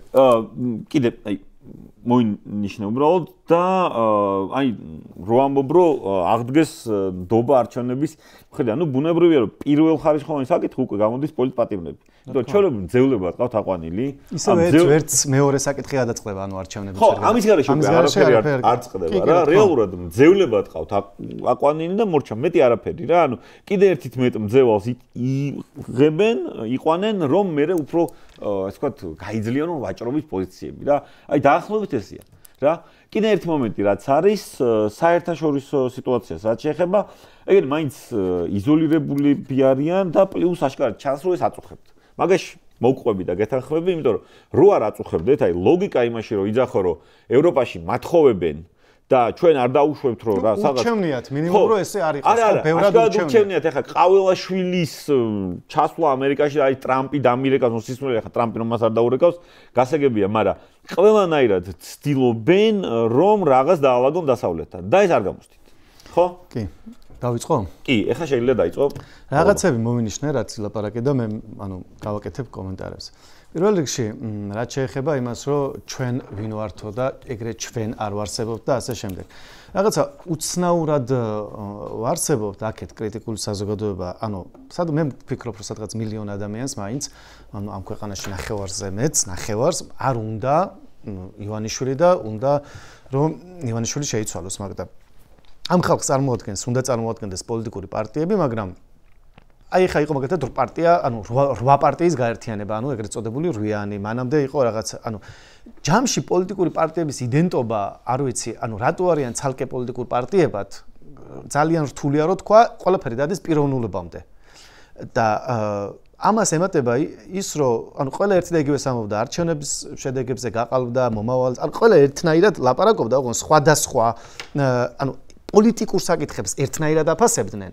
არჩევნებს, ივანიშვილს, სანქციებს, ომს, ამ ყველაფერს ერთნაირად აფასებენ, მაგრამ მაინც არიან სხვადასხვა პოლიტიკურ პარტიებში და ერთმანეთს ეჭხუბებიან. საბოლოო ჯამში რა გამოდის, რომ არსით ერთი პოლიტიკური პარტია ხარ, უბრალოდ დაყოფილი ხარ, ერთმანეთს ეჭხუბები და თან ამას ემატება ის, რომ არსებობს რაღაცა ალბათ ქართული ფენომენი არ არის მაინდა-მაინც, მაგრამ ეგრეთ წოდებული Facebook რაღაცნაირი აქტიური საზოგადოება, რომელიც თუ ვინმემ გადაუხვია სხვა გზას, ხდება მერე ამის, ესე იგი, კალაპოტში მოქცევა, ცოტა რაღაცნაირი ბულინგით და ასე შემდეგ. ამიტომ ის, რომ ჩვენ ვინ ვართ, ხო, ამ მილიონ ადამიანს, ვინც კრიტიკულადაა განწყობილი, როგორ წარმოადგენენ პოლიტიკური პარტიები, თუ ესე ისმის კითხვა, მე მგონია რომ რთულად წარმოადგენენ, თუნდაც 2024 წლის არჩევნებში ბევრმა გამორიცხვის მეთოდით მისცა ხმა. ერთი ამის თქმა მინდოდა. მეორე ის რომ იმის თქმა მინდა ასევე ოპოზიციაზე ზოგადად რომ თავარი ძალა მე რაც შიგნიდან ხედავ ეხა ოპოზიციას, თავარი ძალა რაც ამოძრავებს სამწუხაროდ პოლიტიკურ ოპოზიციას, ეს არის ინერცია. არა გადაწყვეტილების მიღება კი არა, გადაწყვეტილების არ მიღება. როგორც მიდის ისე წავიდეს. ის კი არა რომ აი მკვეთრად მოატრიალო რაღაც გადაწყვეტილება მიიღო მკვეთრი, რაღაც გააკეთო, პოლიტიკური გადაწყვეტილება მიიღო. არა, უბრალოდ ინერციით მივდივართ. არ არსებობს პოლიტიკური აზრი, რომელიც ინერციას შეაცვლებინებს მიმართულებას, ან გააჩერებს, ან რაიმე მკვეთრ გადაწყვეტილებას მიიღებს ოპოზიციიდან. ეგ არის ჩემი აზრით მეორე პრობლემა. თავარია რაც არის კიდე ასევე რომ საუბრობ ვის ველაპარაკებით, როგორ ველაპარაკებით და ასე შემდეგ. ეხა ურთულეს სიტუაციაში ვართ, მაგრამ აი რაღაც უბრალოდ სიმპტომატურად მინდა გავიხსენო, მაგალითად არჩევნების მერე აქ ჩამოვიდა ევროსაბჭოს პრეზიდენტი მგონია, ესა ალან ბერსე. კი. და ჩამოვიდა იმისთვის, რომ დაეწყო ეგრეთ წოდებული ვაჭრობა ხელისუფლებასთან, რომ რუსული კანონი წაიღე და ასე შემდეგ და ოცნებამ დაიწყო, რომ მოდი რუსულ კანონს უკან წავიღებთ. ისინი მაშინ იყვნენ თუ არა მზად თეორიულად, რომ რაღაც ტიპის მოლაპარაკებებში შემოსულიყვნენ. ჩვენ ამაზე უარი ვთქვით. და ყველაფერი საბოლოო ჯამში როგორ განვითარდა, რომ შევაფასოთ. კი, ქართულმა ოცნებამ დაიწყო ეგრეთ წოდებული კარტების აკრეფა, პატიმრების ტყვე დაყვანა, იქ რაღაცეების კეთება, ჭანჭიკების მოჭერა, რაღაცა ნაბიჯების გადადგმა დაიწყო, რომ გასაცვლელად ვაჭრობაში ჩვენთან თუ დასავლეთთან რაღაცეებს აგროვებდა, უბრალოდ აღმოჩნდა ისე რომ ჩვენ ნაცვლად იმისა რომ სწორ მომენტში გვეთქვა რომ მოიცა დავსხდეთ და გავცვალოთ რაც ხელში გაგშენდა მე და რაღაცაზე შევთანხმდეთ რომ ცხოვრება გავაგრძელოთ ჩვენ თქვით რომ არა ბოლომდე და ამ ბოლომდეს ნიშნავს რომ ჩვენ რაც ხელში გვაქვს ჯერ კიდევ ჩემი აზრით ეს კარგავს ძალას ნელ-ნელა მაინც და ის შევიდა აი ამ ეგრეთ წოდებული კარტების აკრეფის მუღამში და გააგრძელა 10 დავიკიდე ეხა 20 დავიჭერ ეხა 30-ს დავიჭერ ეხა კიდე ამას ვიზამ იმას ვიზამ და მან აკრიფა ეს ტემპი ამიტომ თუნდაც ასევე დაუბრუნდები არ ვიცი არჩევნებთან დაკავშირებით რა თვითმმართველობის არჩევნებზე თქვი რომ ან ერთად უნდა შესულიყვნენ ან არა ორჯერ 2-4-ია ხო ან ერთად უნდა შესულიყვნენ ბოიკოტში ან ერთად უნდა შესულიყვნენ არჩევნებში მაგრამ პოლიტიკური პარტიები ვინც არ შევიდა არჩევნებში ამბობდნენ რომ იმას კი არ ამბობდნენ გაზაფხულზე რომ არ შევალთ არჩევნებში რუსული რეჟიმია რუსული ცესკოა რუსული სუსია და აქ როგორ შეიძლება არჩევნებში შესვლა ამას კი არ ამბობდნენ რომ როგორ გვეკითხები თუ ამასო მაგ შეკითხვა ქოცების წისქვილზე ასხამს წყალსო შეკითხვა არ შეიძლებაო ხო შეიძლება და პირდაპირ ეთქვათ რომ ხო რა თქმა უნდა თუ თვითმმართველობის თუ ადამიანის საპარლამენტო არ დაინიშნა და რაღაცები არ შეიცვალა გამოვრიცხავთ მონაწილეობის მიღებას მაგრამ არ გამორიცხავდნენ ხო და ამით რის თქმა მინდა ჩვენ უბრალოდ მივყვებით ინერციას პოლიტიკური ოპოზიციაში არის პოლიტიკური აზრის ნაკლებობა მე პირადად გეუბნები შენ რომ აი ახლა მაგალითად რო ვცდილობთ მე და შენ პოლიტიკა შევაფასოთ და ვილაპარაკოთ პოლიტიკაზე ლაპარაკი პოლიტიკურ ოპოზიციაში არის ძალიან იშვიათი იქ შეიძლება ილაპარაკო აქტივისტურად აქტივიზმა გადაყლება არ მჭირდება პოლიტიკაში ეგ არის ამბავი რომ პოლიტიკოსი და აქტივისტი უნდა იყოს აქტივისტი ეგ არის ამბავი რომ აქტივისტები ის საზოგადოება ვინც რუსთაველზეა შეკრებილი ვინც ციხისთვის თავი გაწირა სამშობლოსთვის გაწირა და ციხეში წავიდა აი ეს ხალხი აკეთებს უდიდეს და აკეთებდა უდიდეს საქმეს რომ აი რაღაცას ქმნიდა ღირებულს რაც აწუხებდა ივანიშვილს მეორე მხარეს ხო შეიძლება პოლიტიკური აზრი არსებობდეს რომ გლობალურად დაინახოს სიტუაცია და ცადო აქედან გამოსვლა მაგრამ ეგ არა გვაქვს სამწუხაროდ და გვაქვს რომ შევასკდეთ ბოლომდე ამიტომ ჩემი აზრი რა არის ჩემი აზრი ის არის რომ არ გვიწყობს არც საგარეო პოლიტიკური ფაქტორები ხელს არც ეკონომიკური სიტუაცია დღეს არც ჩვენი პოლიტიკური უნარები ჩვენი პოლიტიკოსების ხელს რომ მე არ მჯერა იმის რომ ეხა და რომ წაილეკება ქართული ოცნება ორ კვირაში ერთ თვეში და რაღაცა ახალი ხელისუფლება გვეყოლება და წავა თუ ამის არ მჯერა ანუ მე თუ არ მჯერა იმის რომ ხელისუფლება იცვლება მოკლე ვადაში მე როგორც პოლიტიკოსმა რა უნდა გავაკეთო ამაზე დავფიქრებული ვარ რა თქმა უნდა და რა უნდა გავაკეთო უნდა გავაკეთო ის რომ მოდი პირველ რიგში მთავარი პრობლემები რაცა ეს მაინც მოვაგვარო პოლიტპატიმრები და როცა იქნება არჩევნებს დაუბრუნდეს აზრი ეგ ხონდა გინდოდეს არაფერი არ იცვლება აი უყურე თუ შენ გაქვს შეგრძნება რომ არაფერი არ შეიცვლება მოკლევადიან პერსპექტივაში მოკლეში აი უყურე გაჩენში როგორ შეხედავ ანუ სიტყვა მოკლევადიანი და გრძელვადიანი ანუ ეგ ორივე არის სტატისტიკური მონაცემები იმიტომ რომ ისტორიის პერსპექტივაში მოკლევადიანი 1000 წელი ისტორიის არაფერი არა ანუ ეგ არის მოკლევადიანი 10 წელია მოკლევადიანი მეორე მხრივ ანუ აი ამაში არ გეთანხმები და არ მოყვები გეტყვი რაში თუ ქართული ოცნება იმდენად მონოლითურია, იმდენად ძლიერია და იმდენად მაგარია, რომ ამათ არც შიგნით, არც გარეთ არაფერი მოარყევთ, მაშინ ეს შენთან სავაჭროდ არ წამოვლე. აქ უბრალოდ ის მომენტია, რომ ამათაც აქვთ რაღაცები, რაც შეიძლება ჩამოიშალოთ იმდენად სწრაფად, რომ თავდაც ვერ მიხვდნენ რა. ანუ იგივე ხა რო ავიღოთ ეკონომიკურის, ჩვენ მართლა არ ვიცოდით და საიდან უნდა გწოდოდა, რომ ამ რაოდენობით შავი ფული ტრიალებდა, ხო? ანუ ამ რაოდენობით იფიქრებდი შავ ფულს, რომ ვიღაც ერთმა ჯიხურმა გაათეთრა 650 მილიონი. მან რა მოხდა კიდე არ ვიცი. ხო, არც ვიცით. თუ დააკვირდი ეგ სქემაც არ ვიცი რას დეგამბავი, საერთოდ გაქ რა ხალი ამბობ. ხო, რაც ყვებიანი ისიც არ ვიცი. დააკვირდი. ერთთვის იყო, ანუ ეს ხო წარმოუდგენელი თანხა 650 მილიონი დოლარი და 60 მილიონამდე ევრო გაათეთრა ერთმა სავალუტო ჯიხურმა. და ამის შესახებ ლუქსემბურგში ლაპარაკებდნენ ერთი წელიწადი და ბელგიაში ჩვენზე გაცილებით მდიდარ ქვეყნებში ჩვენთან გაქრა თემა მაგრამ ანუ ეს შავი ფული ხა შავ ფულს აქვს თვისება რომ ეგ შავი ფული საქართველოში შეიძლება ყველაზე ნაკლებად დალექილიყო რა არავინ მეტნაკლებად ნორმალური და მთლად დებილები არ არიან ან ისინი ვინც ეს ფული იშოვა ხო ვისაც ახლა ეს ყველაფერი ბრალდება ან კრიპტოში დადებდნენ ან უცხოეთში გაიტანდნენ და ამ შემდეგ ხო ანუ ისევ და ეს შემოდინებები აწი აღარ იქნება იმ რაოდენობით, ხო? ძირითადად მასა ალბათ ფულისაც უნდა შემოსულიყო, მაინც შემოსულია. ხო იცია?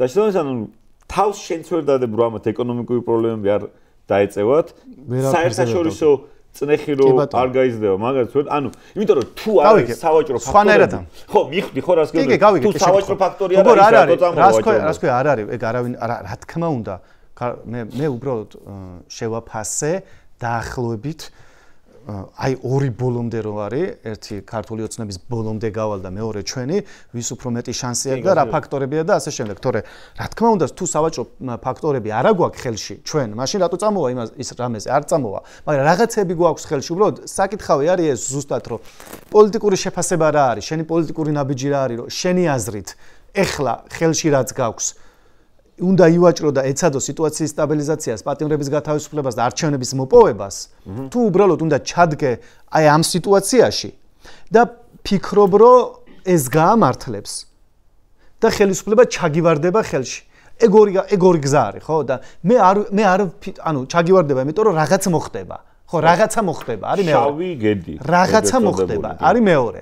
და რაღაცა მოხდება არის ის, რაც 13 წელია მესმის ოპოზიციიდან და ანუ არ მინდა ვიყო ამაზე და მე არა ვარ ის ტიპი, ანუ ეხა გასაგებია არსებობს, ლეგიტიმურია ესეც, მაგრამ მე არ ვარ მაგის მომხრე, რომ რაღაცა მოხდების ბას იმედზე ვიყოთ და ამ დროს რამდენიმე ათეული თუ მე რამდენიმე ასეული ადამიანი იყოს ციხეში და ეს ყველაფერი ესე გაგრძელდეს. ანუ მე უბრალოდ დინამიკას რო უყურებ აი ხა როგორც გრძელდება ბოლო თვეებია პროცესი და ვუყურებ რომ არჩევნები არის 2028-ში და მანამდე რა შეიძლება მოხდეს მე თუ მეკითხები ჩემს აზრს ანუ ჩემ პოლიტიკურ აზრს და მე რო გადაწყვეტილების მიმღები ვიყო მე არ ვიქნებოდი იმედზე რომ რაღაცა მოხდება და ესე უნდა გავაკეთოთ და ჯეკპოტი დაგვეცემა მე უფრო მგონია რომ ეხა არის იმის დრო რომ პატიმრები გავათავისუფლოთ არჩევნები მოვიპოვოთ და უკეთესად ვცადოთ პოლიტიკის კეთება ყველამ ის კი არ უნდა ვცადოთ რომ ბრჭყალებში მუდმივად ვიბრძოდეთ პოლიტიკოსებზე, რომელიც აი სულ მუშაობაც უნდა ვისწავლოთ ბრძოლასთან ერთად. ანუ და მაგათ შორის განსხვავება არის.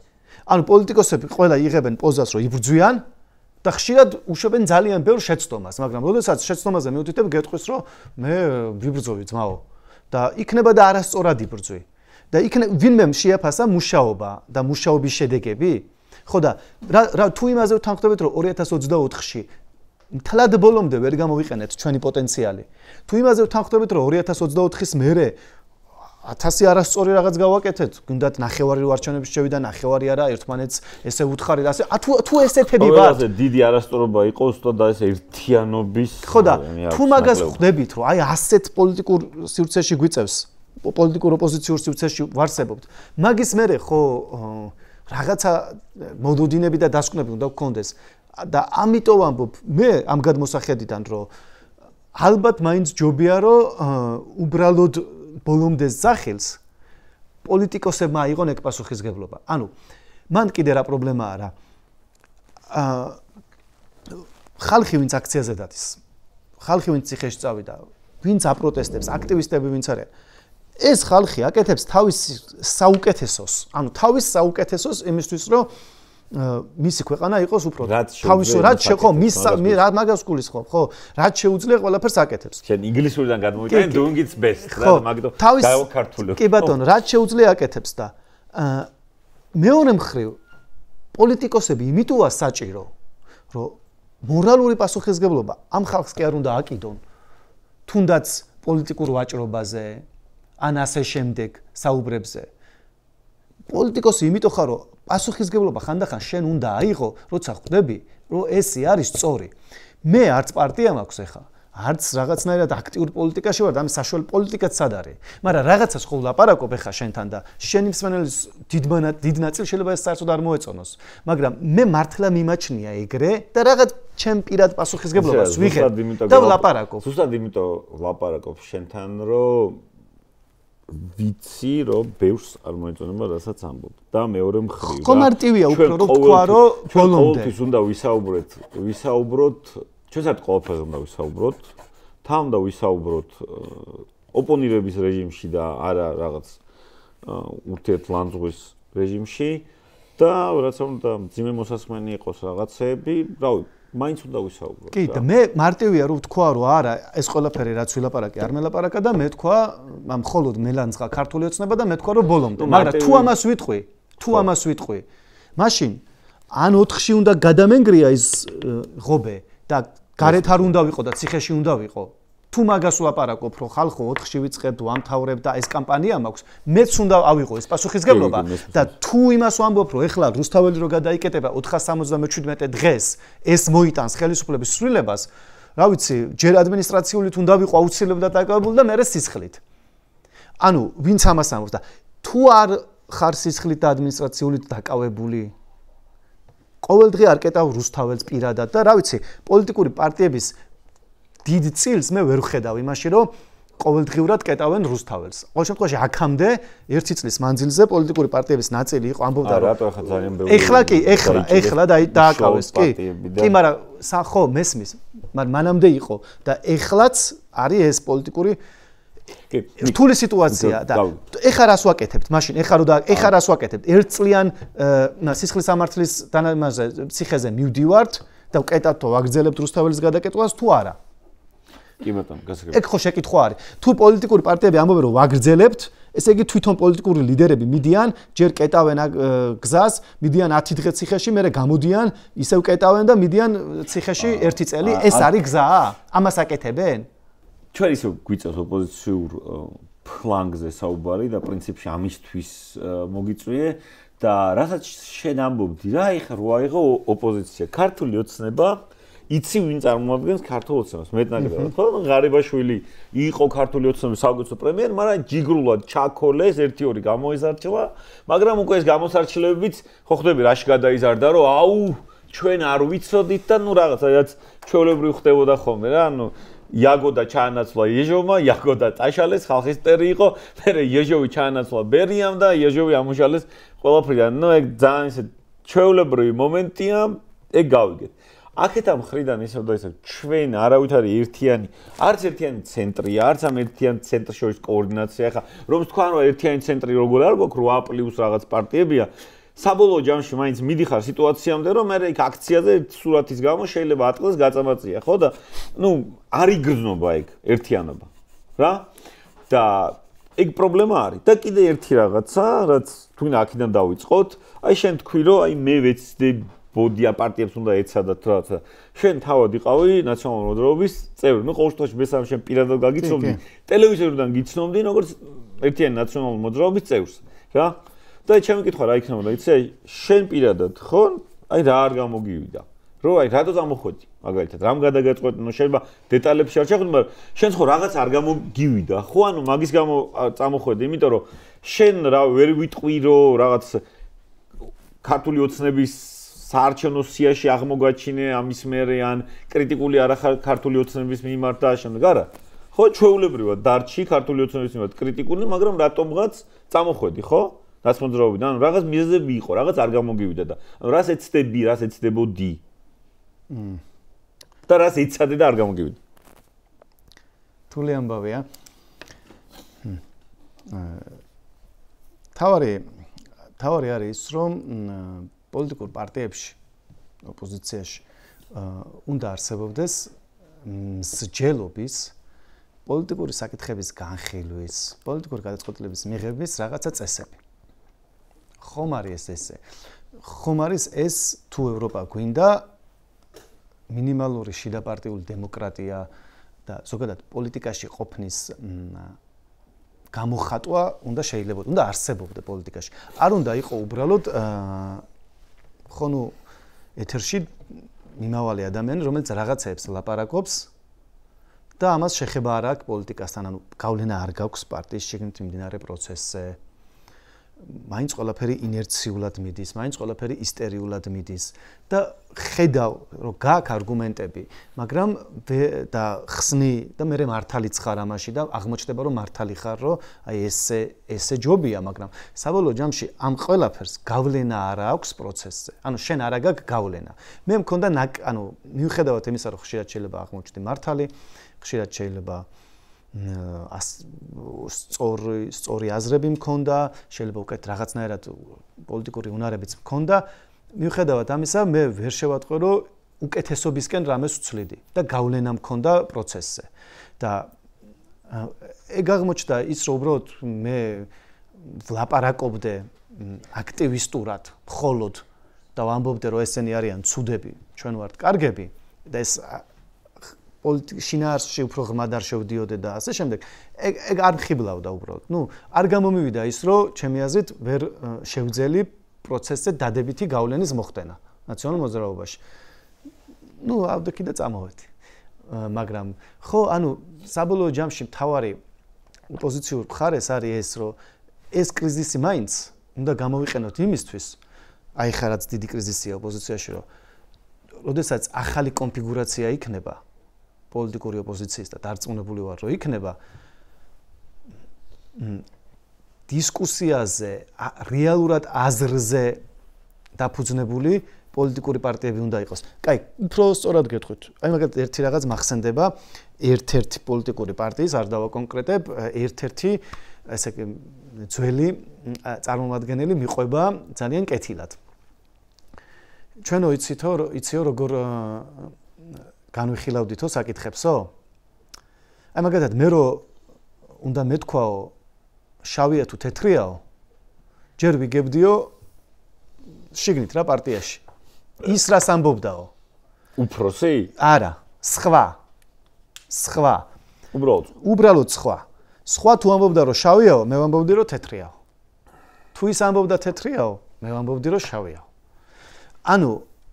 კულტურა გვაქვს, პოლიტიკური კულტურა არის სხვანაირად საქართველოში პოლიტიკური კულტურა არის შესაძლებელი და სხვანაირად დასაფუძნებელი.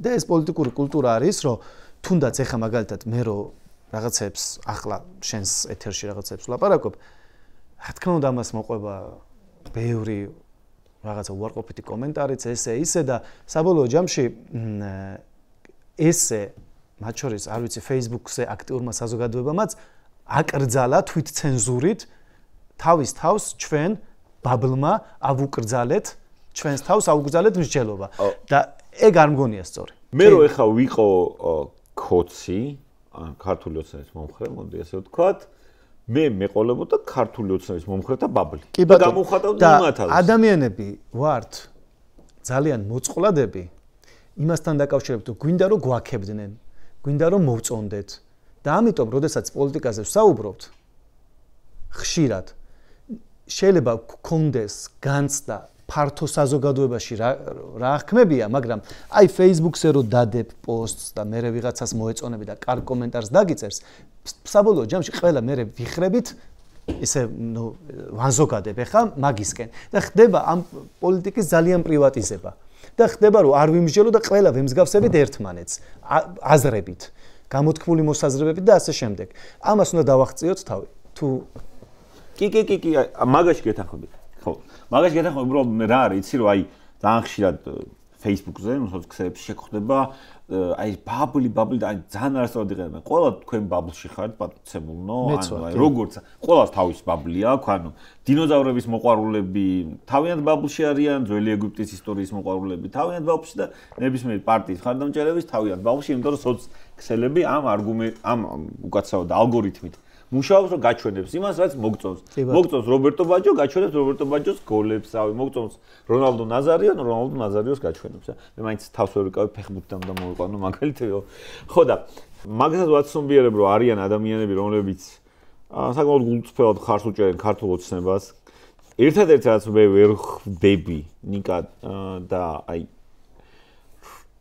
ძალიან ძნელია პროპაგანდით გაბრუებულ ადამიანების ამაში გადარწმუნება და აი ეგ არის ძალიან დიდი პრობლემა, რომ ქართული ოცნება უმოწყალოდ იყენებს პროპაგანდას. ბუნებრივია მათ ინტერესებში არიან პროპაგანდის გამოყენება, მაგრამ აი მე შეიძლება ადამიანთან კამათი მოგიწვიოს რაზე, რომ აი პირობითად ავიღებ, რომ აი რუსეთი უკრაინას თავს იმიტა დაესხა, რომ ნატოს გაფართოების ეშინია. ამ დროს ეუბნები, რომ აგერ ფინეთთან 1300 კილომეტრიანი საზღვარი შეიძინა ძალიან წარმატებით ერთ წელიწადში, საიდანაც რაკეტების მიფრენის დრო გაცლებით ნაკლებია პრინციპში ვიდრე უკრაინის ტერიტორიის 90%-დან.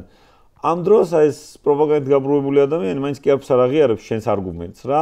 აინც თავისას მიერეკება და აი შენ მაგალითად როგორ წარმოგიდგენია, როგორ უნდა ესაუბრო, როგორც პოლიტიკოსი, როგორც აქტივისტი ამ ადამიანს. შენ ხო ყველას უნდა ესაუბრო. შენ ხო ხა ამბობდი რომ აი ბაბლში არ უნდა ჩაიკეტო. როგორ ესაუბრები მათ? ჯერეთი შიდა პოლიტიკის საკითხებზე პირველ რიგში. ჯერეთი საუბარს რაც შეეხება, ჩვენთან იყო ხოლმე რომ საუბარი არ შეიძლება ამათთან. საერთოდ არ ვესაუბროთ. არ ვეთანხმები ამას, კი ბატონო. ხო, რა ვიცი, ჰამასი და ისრაელი საუბრობენ და შეთანხმებასაც აღწევენ და ეხა ჩვენ ერთ ქვეყანაში ვცხოვრობთ, ერთი ქვეყნის მოქალაქეები ვართ და არ ვიცი. შემთხვევაში სისხლით ნათესავები ვართ. ხო, და ანუ არ ვესაუბროთ რა. მეორე, როდესაც ჩვენ გადავდივართ იმაზე, რომ ისინი გადმოდიან, რომ ესენი არიან ქვეყნის მტრები, უცხო ქვეყნის აგენტები, რაღაცა deep state-ელები, აქამდე მივიდა საქმე და ესენი არიან უბრალოდ მტრები და მე შენც ამბობ, რომ ესენი არიან რუსები და უბრალოდ მტრები. ნუ რა, ამ შემთხვევაში განიზიდავ და სალაპარაკო სივრცეც აღარ არის რა. ხო და რა უნდა გავაკეთოთო, რომ მეუბნები, რომ მეკითხები, ზუსტად მაგას ვჩივი და მაგას ვამბობ, რომ თუ რამის გაკეთება გვინდა, აი ამ მხოლოდ რუსეთი და მხოლოდ ქვეყნის მტრები და მხოლოდ მორალურად ზემოდან ყურებიდან იქნებ შევძლოთ, რომ გამოვიდეთ, ოღონდ ისე არა, რომ პატიმრები ციხეში იყვნენ და არჩევნები არ არსებობდეს. მაგას ვამბობ, რომ რადგან ესეა, ესე ვართ ჩვენც, ანუ გაჭედილები ვართ, ჩიხში ვართ და ზუსტად მაგას ვამბობ, რომ ის რომ მოგვახერხებინა, რომ ამორალურად არ ითვლებოდეს ამ ქვეყანაში დისკუსია, იმიტომ რომ რუსია რას ელაპარაკები, მაგან დაიჭირა ჩვენი მეგობარი, რას ელაპარაკები. რაც სწორია, ხო, დაიჭირა, მართლა დაიჭირა, არ უნდა დაეჭირა. ანუ სანამ პოლიტპატიმრები გყავს, სანამ აქ ამ წერტილამდე მივედით, რომ ამდენი პოლიტპატიმარი გყავს და თქვით, რომ არჩევნებს აზრი არ აქვსო, მაშინ თუ არჩევნებს აზრი არ აქვს, არც ლაპარაკს აზრი აქვს, მაგრამ ნუ აქეთ არც ვიბრძვით, ხო? მე ვლაპარაკობ ისეთ ბრძოლაზე, ცოტა უფრო ძალის მიერზე, ხო და ამ ზუსტად მაგას ჩივი და მთელი ჩემი ამბავიც ეგ არის, მაგ ამბავს ყვები, რომ ხო პოლიტიკა, კი არჩევნები არის დასაბრუნებელი. თუ მეტყვით, რომ რევოლუცია არის დასაბრუნებელი, მე არ მჯერა ამის, რომ ეხა აქ რევოლუცია მოხდება და ოთხმა ჩემი აზრით ესაჩვენა. თუ მეუბნებით, რომ გრძელვადიანი დემონტაჟი იქნება და პროტესტი ფართოვდება და რუსთაველი კიდე ძალას იკრებს, მე ამას ვერ ვხედავ და რაც მინდა არის ის, რომ არჩევნებს კონდეს აზრი. თუ არჩევნები ნიშნავს, რომ დისკუსიას აქვს აზრი, საუბარს აქვს აზრი, პოლიტიკურ ხედვებს აქვს აზრი, პოლიტპატიმრების აღარ უნდა გყავდეს, არჩევნების მიმართ ნდობა უნდა გქონდეს და უნდა დაუბრუნდოთ ნორმალურ გარემოს. შევასყდით ორი მხარე, მე არ ვთვლი, რომ ჩვენ მოვიგეთ და ნაცვლად იმისა, რომ ბოლომდე წავაგოთ, ჩემი პირადი პოზიცია, რატოც მოვედი შენ გადაცემაში და რის თქმაც არ მინდა აქ, რომ სანამ ყველაფერი ბოლომდე დავკარგეთ, იქნება ვცადოთ რაღაც შუალედური შედეგი. და ამ შუალედურ შედეგს თუ მივაღწევთ, ვცადოთ, შეიძლება არ გამოვიდეს, მაგრამ მორალურად გაცილებით უკეთეს მდგომარეობაში ვექნებით. მე მაგისიც მჯერა. და თუ ამ შუალედურ შედეგს მივაღწევთ, მე რა თქმა უნდა დისკუსიასაც აზრი ექნება და არჩევნებსაც. და მთავარი კიდე რის თქმაც მინდა. ერთხელ ვთქვი, მაგრამ მე მინდა რომ ეს თქვა. ის ვინც რუსთაველზე დგას, ის ვინც დაიჭირეს, ის ვინც თავის რაც შეუძლია ყველაფერს აკეთებს. იმათ კი არ უნდა აიღონ რაღაცა მორალური პასუხისმგებლობა და დაიწყონ საუბარი რამე შუალედურ შედეგებზე და ასე შემდეგ. პოლიტიკოსის სამსახური ის არის, რომ საკუთარი ეგო უკან გადადოს და ის რომ უნდა რომ ყოველთვის მართალი იყოს, მით უმეტეს საქართველოში ძალიან რთულია რომ ყოველთვის მართალი იყო. და მართლა დაფიქრდეს რა უნდა, ანუ რა იქნება უკეთესი ქვეყნისთვის, ოპოზიციისთვის. და თუ რაღაცა არის უკეთესი ქვეყნისთვის, იმიტომ რომ სიტუაცია დაწყნარდება, თუ რაღაცა არის უკეთესი პოლიტიკური პატიმრებისთვის, იმიტომ რომ გაათავისუფლებენ, თუ რაღაცა არის უკეთესი ოპოზიციისთვის, იმიტომ რომ გადარჩება, კი შეიძლება იყოს რაღაცნაირად უკეთესი ქართული ოცნებისთვისაც, მაგრამ ზიზღს არ უნდა გადავყვეთ. ანუ რაღაცა უნდა გადავდგათ ნაბიჯი. არის ამაზე პასუხი, რომ ეგ არ გამოვა. და მე მაინტერესებს რატო არ ვცდილობთ. აი პირობითად ალან ბერსე რო იყო ჩამოსული, ხო იყო ამის ნიშნები. პირობითად ვამბობ. შეიძლება არ გამოვიდეს, მაგრამ თუ ცდი ეს ჯობია, თუ რომ არ ცდი. ეგ არის პირადი მორალური და რაღაცა პოლიტიკური არჩევანი და მე ჩემს აზრებს ვამბობ აქ. ამიტომ არ ვიცი ხო, ანუ კიდე ერთხელ შევაჯამებ რა. თუ ამ ქვეყანაში პოლიტპატიმრებს არ გამოუშვებენ, არ ვიცი არჩევნებში როგორ ვიღებთ მონაწილეობას, მაგრამ ეხლა ხმები დადის ოპოზიციურ პოლიტიკურ პარტიებს უხარიათ, რომ შეიძლება გაზაფხულზე იყოს საპარლამენტო არჩევნები. რატო გიხარია? რატო იღებ მონაწილეობას? მოიცა, ჯერ საიდან მოვიდა, რომ რაღაც ვადამდელი არჩევნები ეგში ინიშნება, იმიტომ 26-დან 28-მდე აღარაფერია და რაღა ადამიანები არჩევნები. ხო და ეხა რევოლუციაზე შენც თვითონ აღარ ლაპარაკობ, ხო? არავინ აღარ ლაპარაკობს, რომ რევოლუციას მოაწყობ და ის რომ ეხა ეს პოლიტიკური პროტესტი, რა ვიცი, თავარ 5 პოლიტიკური პარტიიდან პირობითად, რა ვიცი, 4 არ არის წარმოდგენილი და არ ფართოვდება, ესეც ცხადია და რაღაცისკენ ხო უნდა მივდიოდეთ. ანუ გავწიოთ ქართული ოცნების ლეგიტიმაცია. ტელევიზიაში რომ მიდიხარ, ხალხს რო ხვდები და ამბობ, რომ პოლიტიკოსი ვარ და რაღაცას ვაკეთებ. ხო უნდა ითქვას, რას აკეთებ? არჩევნებისთვის ემზადები? რევოლუციისთვის ემზადები? თუ პროტესტს აფართოვებ, რომელიც დღითი დღე იკრებს ძალას. როგორ აფართოვებ? აი საბოლოო ჯამში, აი სააკაშვილის პოლიტპატიმარ სააკაშვილის ფოტო რატო არისო, ამაზე მიდიოდა ჩხუბი რამდენიმე ასეულ ან თუნდაც 2000 კაცში. ეგ არ არის გაფართოება პროტესტის. სადაც არ იყო წარმოდგენილი არც გახარია, არც ლელო, არც გირჩი და არც კონსერვატივი, ტელესპექტრი ვთქვი. არ არის წარმოდგენილი და რაც არის წარმოდგენილი, ერთი წლის თავზე, როცა 200,000 კაცი იყო წინა წელს გამოსული, ერთი წლის თავზე ვხედავთ და ამ სურათში ერთმანეთს ვეჩხუბებით, ეს ფოტო უნდა იყოს თუ არ უნდა იყოს ეს ფოტო. ეგ არის პროტესტის გაფართოება? არ არის. ხო და ნუ ვიტყუებით და ტყუილს უნდა შევეშვათ, სიმართლე უნდა დავინახოთ და თუნდაც ცუდი ნაბიჯი, მაგრამ ნაბიჯი უნდა გადავდგათ. კი, ეგ გასაგებია. ორი კითხვა კიდე და მე დავასრულოთ. პირველი რა, შენი აზრით რა უშლის ხელს თუნდაც რაღაც ერთ პოზიციებზე შეთანხმებას ან ერთ პოზიციებზე არ დაფიქსირებას, არამედ საუბარს ოპოზიციურ პარტიებს შორის. სამწუხაროდ ისევ ამაზე გვიწევს საუბარი და ან კითხვაში რაშია. ამას ხელს უშლის შენი აზრით ეგოები ახსენენ და ნუ არაკლიათ ეგოები. ამას პარტიული ლიდერების ეგოები უშლის ხელს თუ სიტყვაზე აი პარტიის ხარდამჭერებისგან წამოსული ძალიან უარყოფითი ესე ვთქვათ შეფასებები ერთმანეთის მიმართ. ანუ რიგით მხარდამჭერები უშლიან მოკლედ ამას ხელს თუ პარტიის ლიდერთა ეგო. ეგ ერთი და მეორე კითხვა, ამ რიგითობით მინდა რომ მიპასუხო.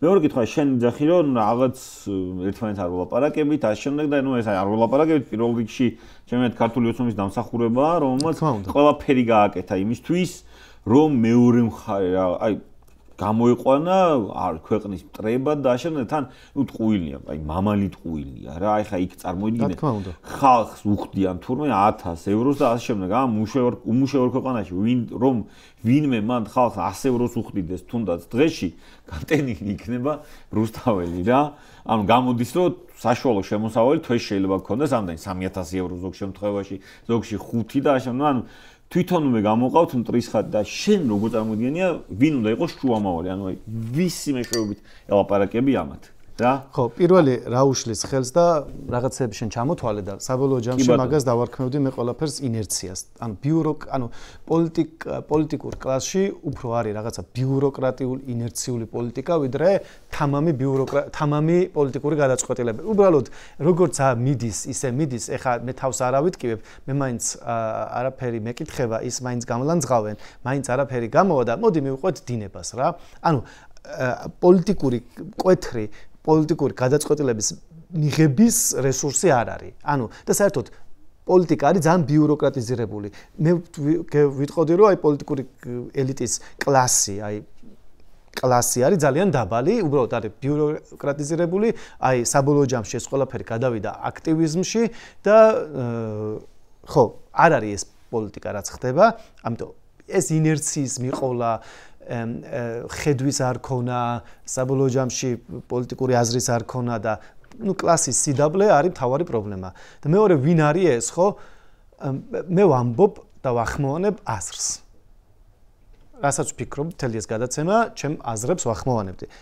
ვინ უნდა გააკეთოს ეს და ხო, რა ვიცი, ვინ უნდა გააკეთოს და ალბათ ფორმალურად წინა არჩევნებზე ვინც აიღო საპარლამენტო არჩევნებზე რაღაცა შედეგები, იმ შედეგებით იმ პარტიის თავმჯდომარეებმა და პოლიტსაბჭოს თავმჯდომარეებმა ასე შემდეგ. ფორმალურად ეგრეა, ოპოზიცია ეგენი არიან, ხო? ხო და არ ვიცი ხა, ვინც არის, ხო, ეგრე არის.